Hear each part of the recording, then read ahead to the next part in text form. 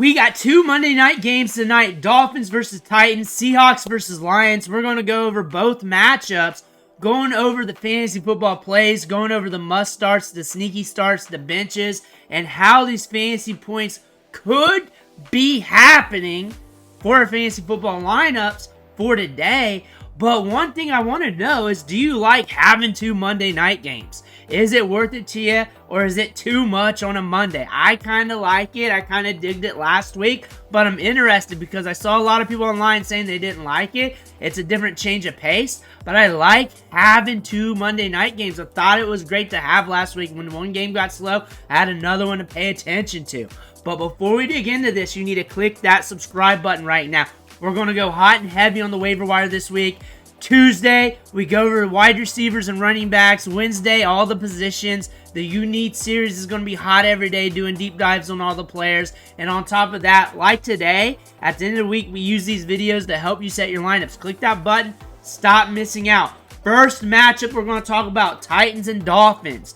We got a low over-under here at 37. Vegas is saying, hey, this could be a low-scoring game, a slower-paced game, and we're looking at the matchups prior. The one you really want to look at, 2023, high-scoring game, high volume, but we got some quarterback issues with the Dolphins. The Titans are a slower-paced team, so something to pay attention to, something to watch. Maybe it breaks open.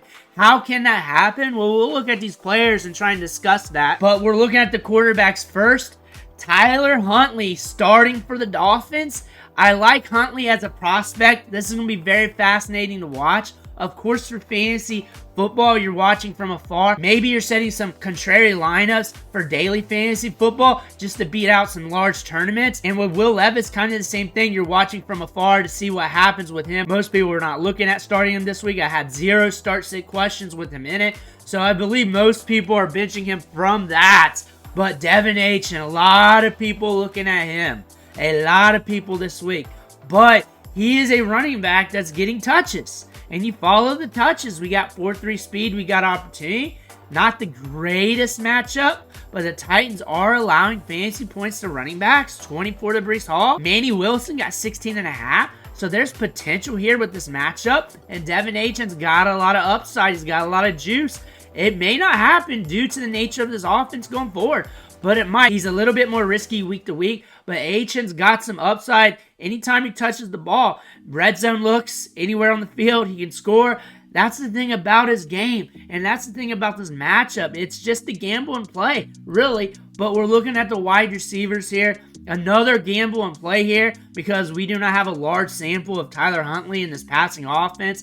Tyreek Hill's getting benched in some leagues, but that might be a mistake if he connects with Huntley and he's able to get yards after the catch. Another gamble and pray situation. Not a must start, a gamble and pray start. That's probably how you can really talk about that because he is a stud wide receiver in a weird situation, but he is a player that could go off any given time, and that's due to that elite speed, and I think we all know that. I'm not really telling you anything new. You can throw on the Titans a little bit, but they're bend but don't break. They'll allow double-digit PPR fantasy points, just not much. One wide receiver will probably give you a 10 spot, and it probably will be Tyreek if we're going on this trend. But if he breaks one, he wins one. If not, it's not looking that way. Jaylen Waddle, we got to see how these targets flow. You're not trusting it 100%. He was down on the rankings on all the fantasy sides. More than likely, you already have your decision made with him. He either started other wide receivers on Sunday, or you're going YOLO today. And you're looking at Jonnu Smith here. We got upside. We got opportunity every week. We're not running a lot of routes. We're not getting a lot of targets in this offense. So something just to pay attention to. He's a tight end, so tight ends are going to tight end. So we're just watching to see if he scores that random touchdown. On the Titans side, against the Dolphins, running backs are cooking against the Dolphins. We saw James Cook on that Thursday night, 28.5 PPR fantasy points. Zach Charbonnet in that matchup, when Seattle got ahead, was able to rack up some fantasy production. Travis Etienne had one of his better weeks of the season as well, and they're allowing 26.1% more fantasy points than average compared to the rest of the teams in the league. That being said, Tony Pollard should be good to go. Tony Pollard's good to go in most games. This should be another one, especially if the game script goes the way the Titans wants it, with the quarterback position really lagging for the Dolphins and the Titans being able to get up. And Tony Pollard's probably going to hit for you. Tyjae Spears probably more of a contrary play in daily fantasy football for those large tournaments. If you have questions about that, drop that in the comment section below. That's a whole different topic, but really you're just setting different lineups in large tournaments to get a jump on the field, hoping that some random players hit. That's kind of why I do that sneaky start video at the end of the week, because some people need those random players to look at. But looking at the wide receiver spot here, I think it's going to be a coin flip between Calvin Ridley and DeAndre Hopkins. Calvin Ridley is a coin flip every week. He's either going to be a wide receiver 1 or a wide receiver none. That's what Calvin Ridley is. He's either all or nothing. And Hopkins, I want to see him more in this offense. Prior with Will Levis, he was looking good. You can throw a little bit on the Dolphins too, especially when you get up on them. If they get up on them, the game script breaks. We might see these wide receivers doing some things. DK Metcalf did it last week. Khalil Shakir did it a little bit the week before. Brian Thomas Jr. broke out in his first initial NFL game. And now we're looking at Chig. And Chig's looking good. He's going to have some opportunity here and there. Like I always say, though, tight ends are going to tight end. So that being said, we just got to see if he scores that random touchdown or not. If he doesn't, he's probably going to just score you a handful of fantasy points. If he does, he'll be a tight end 1 for a week. Whether he scores 8 or 9 from that, or 10, 11, 12, he'll be one of the top scoring tight ends if he scores a touchdown in this matchup. Now we're looking at the Seahawks versus Lions here. And this is going to be a fun one. This is where the fantasy points are going to come from this week. And this game tends to hit the over historically from 2023 to 2022. They had 2 games in 2022 if you count the playoffs. On top of that, they're high-scoring matchups, and we look at how the points could be scored here, and when we look through these players, you're going to see why. But we got a 47 over-under from Vegas. Vegas is saying, hey, these guys are going to score points, and it's going to be fun to watch. That's what they're really saying. It could hit the under at like 46, 45 and still be a high-scoring game, especially compared to the other games played this week. But it could also hit the over. That is a very aggressive over-under for this matchup because things could really fall in line where it's a very, very competitive game, high-scoring, and still hit the under. But we could also go off and hit the over as well. And when you're looking at both quarterbacks here, for these matchups, Jarod Goff is going to be starting in a lot of leagues.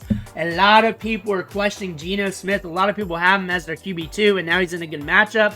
Usually, you're probably going to start him in this matchup unless you got one of the top quarterbacks that had a good matchup this week. Geno Smith, though, if you're setting DFS lineups, you're looking at him, you're making some stacks, but you're looking at the running backs for the Detroit Lions. And when you objectively look at the Seattle Seahawks run defense, you would think, man, they're tough against the run. However, when you zoom in a little bit, you got that Denver matchup week 1, and then you got the Dolphins last week with those quarterback issues. But Ramondre Stevenson going to Pound Town up the gut with 17 PPR fantasy points, giving you an indication that these running backs could hit against them, give you some production. So don't stray away or get scared of that. If you're just looking at the numbers from afar, there is a lot of opportunity in this game, especially in the passing game, especially in the run game for the Detroit Lions.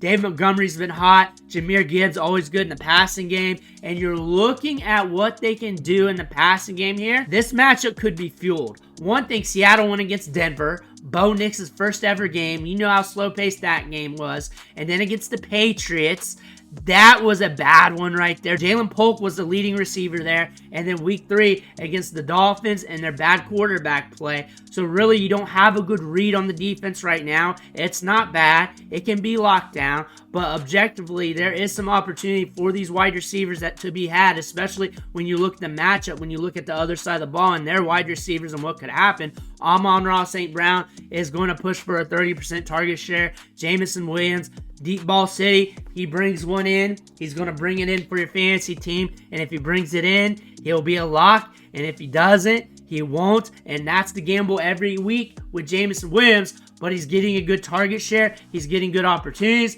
So if you're playing him, you're playing him. You already made that decision going in. And of course, Amon-Ra is always going to be a must start. You're looking at Sam LaPorta, and he's a tight end. Tight ends are going to tight end, even though he was rated as one of the top tight ends in fantasy football going into the season. There is some opportunity here with this matchup because the ball is going to be flowing. So you might get some targets over the middle. He does have one tight end 1 week, 8.5 PPR fantasy points in week 1.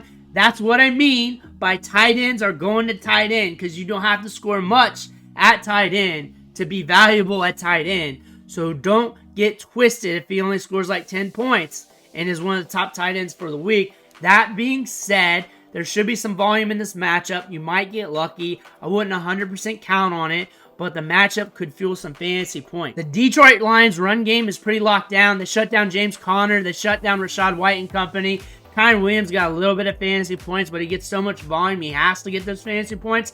That being said, you're not trusting these running backs. You're also not going to trust the split between Kenneth Walker and Zach Charbonnet. But again, if you have one, you got to start them. And if you don't have any other stud running backs there, you just got to chase the volume. That's just what you do with running backs, especially if this game script breaks. Like, if we're hitting the over in this matchup, it doesn't matter what the Lions did the last 3 weeks, because the running backs will have some potential, because there'll be more goal line looks. There'll be more plays busted open due to coverages. So that means they're going to have to roll things out differently on defense. So there will be opportunities. When we're talking about the split between these two running backs, I imagine it's going to be closer to 50-50 as they ramp Kenneth Walker back up. I could be wrong. It could be Kenneth Walker full glow. It was an oblique injury, not like it was a knee or hamstring or anything like that. So if he's feeling good to roll with a large workload and he's running hot early, then he's going to stay running hot, running the ball. So we really don't know going in, but that's the theory, and that's more than likely what's going to happen.